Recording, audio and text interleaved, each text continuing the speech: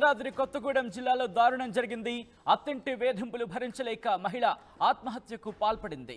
పిల్లలు కలగకపోవడంతో తన చెల్లెలతో మళ్లీ పెళ్లి చేయాలంటూ భార్యను వేధించాడు భర్త. అత్తింటివారు దంతాలవాడకు చెందిన భూక్య బాబులాల్తో మూకమామిడికి చెందిన రేణుకకు 2 ఏళ్ల క్రితం పెళ్లి జరిగింది. పిల్లలు కలగకపోవడంతో రేణుక చెల్లితో పెళ్లి చేయించారని భర్త అలాగే అత్తవారి కుటుంబం వేధించింది. ఈ వేధింపులు తట్టుకోలేక వారం క్రితం పురుగుల మందు తాగి బలవాన్ మరణానికి పాల్పడింది రేణుక. చికిత్స పొందుతూ మృతి చెందింది రేణుక. పోలీసులకు ఫిర్యాదు చేసిన రేణుక తల్లిదండ్రులకు సంబంధించిన బ్రేకింగ్ న్యూస్ చూస్తున్నారు. ఈ కేసు దర్యాప్తు చేస్తున్నారు పోలీసులు. విజువల్స్ మీరు చూస్తున్నారు. 21/5/2022న పెళ్లి జరిగింది. కానీ పిల్లలు కలగకపోవడంతో రేణుక చెల్లిని ఒప్పించి ఆ కుటుంబాన్ని ఒప్పించి పెళ్లి చేయాలంటూ కూడా భర్త అత్తింటి వారు వేధించినట్టుగా తెలుస్తోంది. దానికి సంబంధించి బ్రేకింగ్ న్యూస్ చూస్తున్నారు. భద్రాద్రి కొత్తగూడెం జిల్లాలో దారుణం జరిగింది. అదిగోండి బలవాన్ మరణానికి సంబంధించి తను మరణించే ముందు రాసిన మరణ వాంగ్మూలం మీరు చూడొచ్చు. ఒకసారి ఆ లెటర్ని నేను ఐ థింక్ ఒకసారి ఫుల్ స్క్రీన్కి వెళ్ళే ప్రయత్నం చేద్దాం పీసీఆర్. ఆ లెటర్ని మీరు చూస్తున్నారు.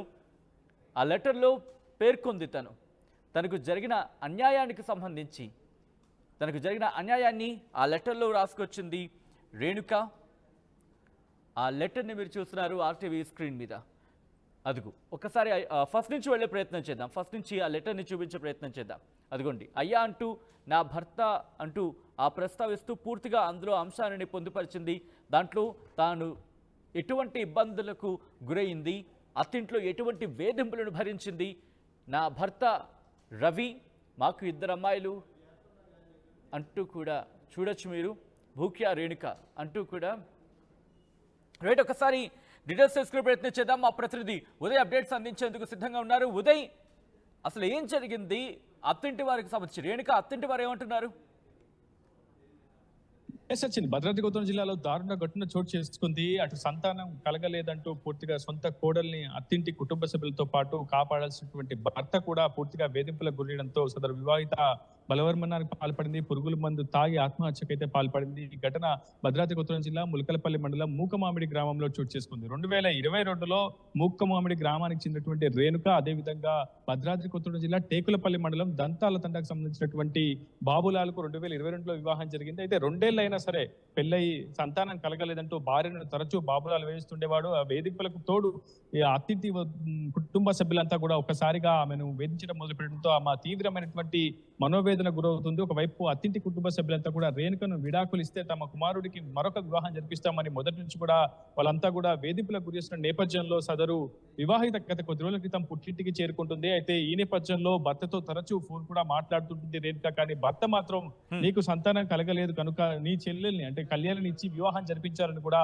భార్యపై ఒత్తిడితో ఒకసారిగా సదరు వివాహిత అవాక్కై విస్మయానికి కూడా గురవుతుంది. అయితే ఎట్టి పరిస్థితులలో తన చెల్లెల్ని ఇచ్చి వివాహం చేయనమంటూ సదరు రేణుక కూడా భర్తకు పూర్తిగా చెప్పే ప్రయత్నం చేస్తుంది. ఈ నేపథ్యంలోనే ఖచ్చితంగా ఏదో ఒక నిర్ణయం తీసుకొని పూర్తిగా తనకు చెప్తేనే తిరిగి నిన్ను ఇంటికి తీసుకొచ్చుకుంటున్నా అంటూ అటు సదరు బాబులాల్ చెప్పడంతో రేణుక తీవ్రమైనటువంటి మనోవేదన గురైంది. అటు పుట్టింట్లోనే కుటుంబ సభ్యులు ఎవరూ లేని సమయంలో పురుగుల మందు తాగి బలవంతానికి అయితే పాల్పడింది. దాదాపు ఎన్ని రోజుల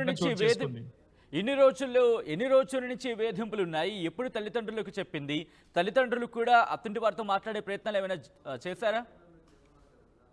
ఈ విషయంపై దాదాపు కాపురమైన మొదటి 6 నెలల తర్వాత ఒకసారిగా కుటుంబంలో కొన్ని సమస్యలు అయితే మొదలయ్యాయి. ఎందుకు అసలు సంతానం కలగట్లేదు, ఏదైనా శారీరక సమస్యలు ఉన్నాయి, ఏమైనా ఆరోగ్య సమస్యలు ఉన్నాయి, అనారోగ్య సమస్యలు ఉన్నాయని మొదటి నుంచి కూడా అటు మెటర్నిటీ సభ్యులు కూడా అటు సదరు వివాహితను ప్రశ్నించే ప్రయత్నం చేశారు. తనలో ఎటువంటి లోపం లేదని కూడా వివాహిత చెప్తూ వచ్చింది. అయితే ఆసుపత్రిలోకి వెళ్ళి పరీక్షలు కూడా భర్త కూడా చేయించడం జరిగింది. కానీ దానికి సంబంధించినటువంటి సమస్యలపై పూర్తి స్థాయిలో ఒక పరిష్కారం దొరకపోవడంతో సదరు వివాహితను వేధించేందుకు అతని అత్తింటి కుటుంబ సభ్యులు కావచ్చు, ఆమె అత్తింటి కుటుంబ సభ్యులు, భర్త కూడా ఒక విధంగా చెప్పాలంటే ఇలాంటి సమయంలో కొంత కాస్త కూస్తో మానసిక ధైర్యాన్ని కావచ్చు, ప్రశాంతతను కనిపించాల్సినటువంటి సదరు భర్త కూడా భార్యని వేధించడం మొదలుపెట్టాడు. అంతటితో ఆగలేదు. తన చెల్లెలు కళ్యాణ్ నుంచి కూడా వివాహం చేయాలని చెప్పి పెద్ద ఎత్తున డిమాండ్ చేయడంతో ఒకసారిగా తనంతా కూడా తీవ్రమైనటువంటి మనోవేదన గురైంది. నేరుగా పుట్టింటికి వెళ్ళిపోయింది. కానీ అక్కడ కుటుంబ సభ్యుల నుంచి కూడా కొంత ఓదార్పు వచ్చింది. కానీ వాళ్ళంతా వ్యవసాయ పనులకు వెళ్ళడంతో ఒకసారిగా ఇంట్లో ఎవరు లేని సమయంలో ఒకవైపు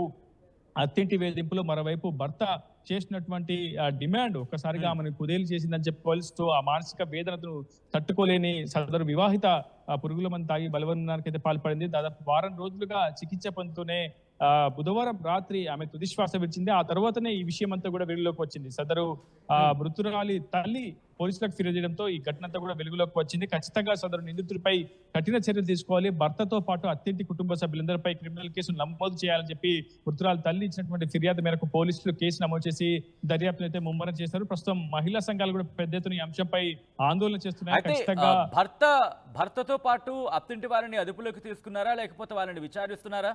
పోలీసులు ఏమంటున్నారు? ఇప్పటి వరకు పోలీసులు ఇరు వర్గాలను పిలిచి మాట్లాడించే ప్రయత్నం చేస్తున్నారు. అవతల మృతురాలు తల్లి ఇచ్చినటువంటి ఫిర్యాదు మేరకు కేసు అయితే నమోదు చేశారు. ప్రస్తుతం విచారణ కొనసాగుతుంది.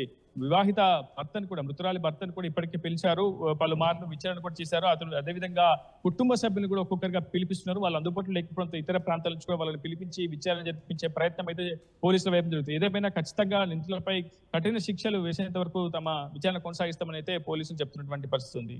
సచిన్. రైట్ ఉదయ్, ఇదే అంశానికి సంబంధించి మృతురాలి తల్లిదండ్రులు, మృతురాలి కుటుంబం రియాక్ట్ అయింది, ఏమంటున్నారు చూద్దాం.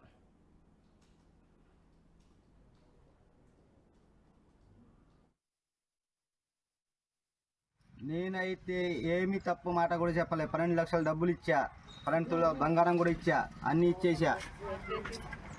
అన్ని ఇచ్చేసిన తర్వాత సిట్టింగ్ క్యాన్ తీపించుకొని పిల్లగాలు పుట్టట్లేదు నీకు అని చెప్పి బాగా టార్చర్ పెట్టి రేఖ పండుగకి ఇక్కడ పంపించి నేను రెండో రోజు వస్తానని చెప్పి రాకుండా ఇంటికి పోవటం, నువ్వు గోడ్రాళ్ళు నీకు పిల్లగాలు పుట్టారు, ఏం చేయరు అని టార్చర్ పెట్టిండి. అక్కడ కానుండి రోజు టార్చరే. నీకు పిల్లగాలు పుట్టారు, ఏం పుట్టారు, నువ్వు నాకొద్దు, లేకుండా వేరే పెళ్లి చేపిస్తావా, నీ చెల్లెకి చేపిస్తావా, ఇప్పిస్తావా, చెప్పిస్తావా పెళ్లి. అయితే నేనేమన్నా సారు, నువ్వు 10 మంది కాదు మీ ఊర్లో పెద్ద మనుషులు ఉన్నారుగా, సరే పెళ్లి నా చిన్న పిల్లకి ఎట్లా అడిగినారా, రారా నువ్వు మీ 10 మంది మనుషులు తీసుకొని రా, నువ్వు చిన్న అమ్మాయిని ఇస్తానా ఈ అమ్మాయిని ఇచ్చి పంపిస్తున్నావు రామని చెప్తే కూడా రాకుండా మా అమ్మాయి దాంతో ఏమో రోజు రోజు ఫోన్ చేసి బాగా రా రా రా ఎందుకు గొడవలు వద్దు ఏం వద్దు అని పిలిచినా కూడా ఆయన రాకుండా, నువ్వు సస్తే చచ్చినావు నేను రాను ఆడ అని చెప్పి బాగా టార్చర్ పెడుతుండు. రోజు ఫోన్ చేస్తుంది.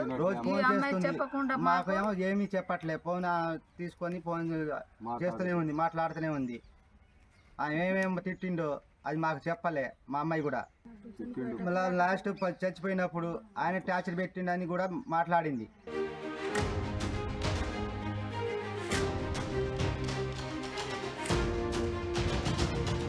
రే ఇన్నరా, మాంగళ్య షాపింగ్ మాల్ లా ఏం కొన్నా స్పాట్ గిఫ్ట్ ఇస్తుర్రంట, రండిగా. మాంగళ్య షాపింగ్ మాల్ లో దసరా స్పాట్ గిఫ్ట్ పక్కా. ప్రతి 1000 రూపాయల కొనుగోలుపై ఖచ్చితమైన స్పాట్ గిఫ్ట్. ఈ ఆఫర్ అక్టోబర్ 1 నుంచి 11 వరకు మాత్రమే. మాంగళ్య షాపింగ్ మాల్, తెలంగాణ. రే ఇన్నరా, మాంగళ్య షాపింగ్ మాల్ లా ఏం కొన్నా స్పాట్ గిఫ్ట్ ఇస్తుర్రంట, రండిగా.